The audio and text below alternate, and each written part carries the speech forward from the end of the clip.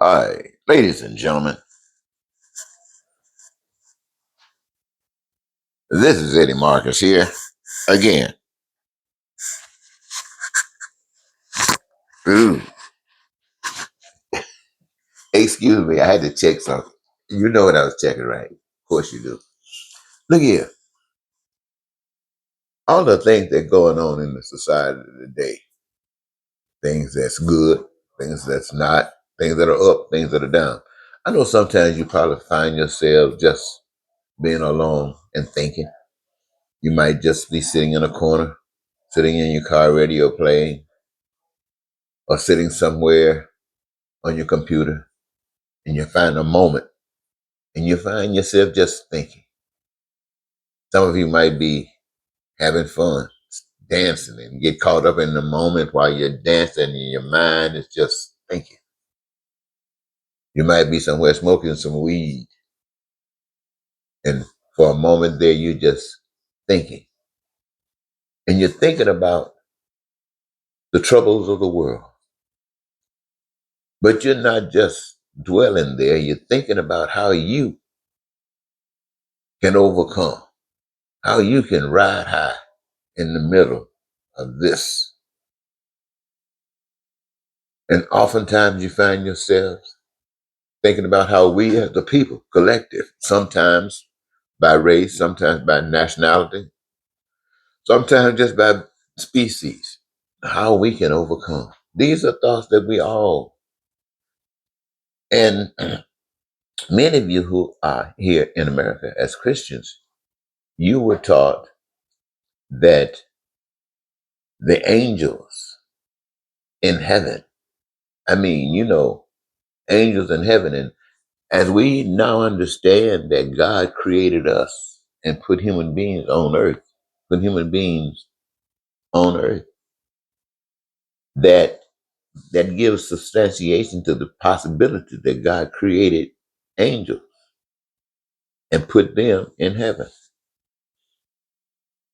But like the angels, they were really no different than us as humans. We creatures, creations.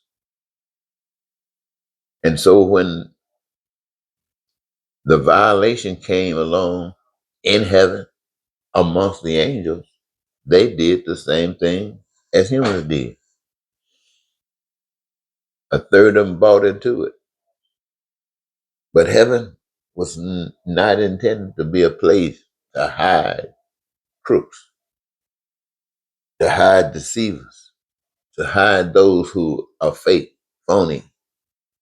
No, heaven is a place to hide nothing, but a place where truth is the source, a place where righteousness, where love, you know, and so nothing else can exist there.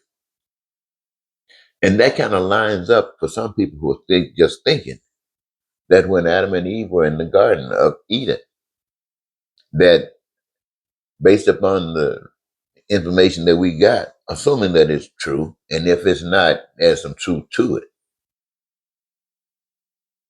and that they were supposed to conduct themselves in a certain fashion.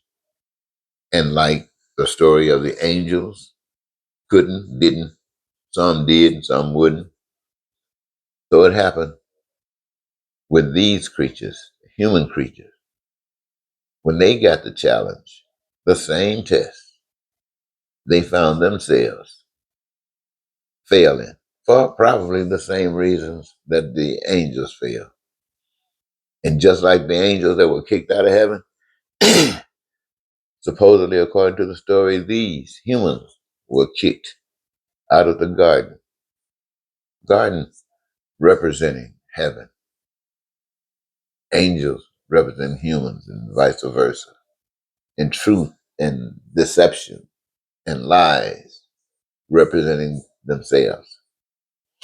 And so we look at ourselves here on this plane, and what we find is a picture of some devastation, some ugly stuff, stuff that's directly tied to the ugliness that justified getting kicked out of the garden, justified getting kicked out of the heaven, right here. So it tells me that perhaps those angels that were kicked out of heaven ended up here. And those humans that were kicked out of the garden ended up here. And they ended up here because they were ones who could not follow. They were the ones who wanted to exercise choice, the other choice, not the rule book choice, but the choice of screwing up and messing up. And so what we have here is screwing up and messing up right here on this earth amongst us all. And there's a rule here as well. And that rule here is that we mature and learn what we didn't learn before and go back to where we belong. But we don't have to. We can still stay lost. But that is definitely where we are supposed to be, in the valley of the lost. And they say there was a young man that came along by the name of Jesus Christ, who came into the same old place where we are,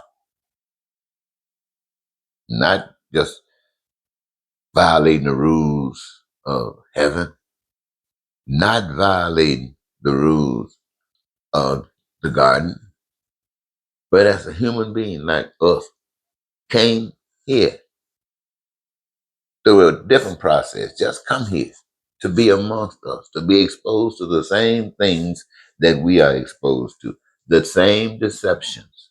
But they didn't come here, my friend, to be a ruler, to run this place. He came here to deliver the truth, to bring the keys, to unlock the chains that binds us in a place where the unrighteous live. You see, we have the responsibility of treating each other, even in this hell, those rules, to treat each other like we want to be treated, because that's the way we are made, even though we violated those rules. That's the one. And on the other hand, you say, what is the number one rule? The number one rule is to treat people like you want to be treated. And what's the number two rule?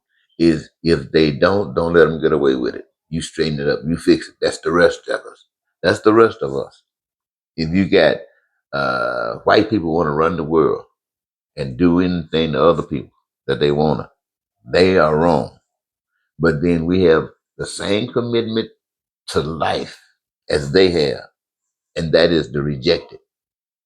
Reject it. And if we do not reject it, we'll know we didn't reject it because that's all to be all around us. And that tells us that whatever our claim is, we are no different than the ones who bring the pain. We who accept it are no different than the one who bring the pain. See, we've been so confused, we try to find life here. Life can be here if things change, but only if things changed. If you experience life here, it's because you are caught up in the middle of hell and don't know it. You don't know the truth. But anytime the truth stumbles into you or you stumble into the truth and it'll wake your tail up, then you see the world for what it is. You have no brotherhood with it. Because your claim then is to fix the sucker because it's a cancer that's destroying everything. And your duty is to fix it. And when you stand up to start fixing it, you ain't trying to highlight and be the number one dude in town, the number one woman in town. You're trying to fix this thing. And then that does not want to be fixed, going to get rid of you. But that's cool, according to that figure that came into this plane and lived amongst us, to tell us that there is something else, that this is not just it. And that if and when you follow different basic principles, you can experience that which you lost by returning to it. And what did he do? He did the right thing that he was telling you to do. And what did it lead him? What were the steps that followed? What were the steps that led him up there to that cross. What does he say to you? What did he say to the world? I am the way, the truth, and the life. He wasn't saying, some people try to tell you, he was saying, if you believe me, confess with your mouth that I am the Son of God, I came to the earth, I died, I rose from the dead, then you will be saved. No, no. You will be saved if your butt wake up. You were kicked out of the garden because you were asleep. You were kicked out of heaven because you were asleep. Ain't no sleepy human being, ain't no sleepy angel coming to heaven again. You were put here so you can choose any one or anything that's in heaven that might have been put there in the beginning. Now it's there by choice. So this, I know, is a new message you never heard before. And I'm gonna be honest and tell you the truth. It's the first time I heard it like that too. But it sounds so good to me.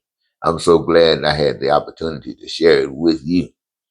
So, ladies and gentlemen, before I mess it up, I'm going to take this moment to thank you on this Sunday morning for giving me this your time. And until next, this is Eddie Marcus saying goodbye for now.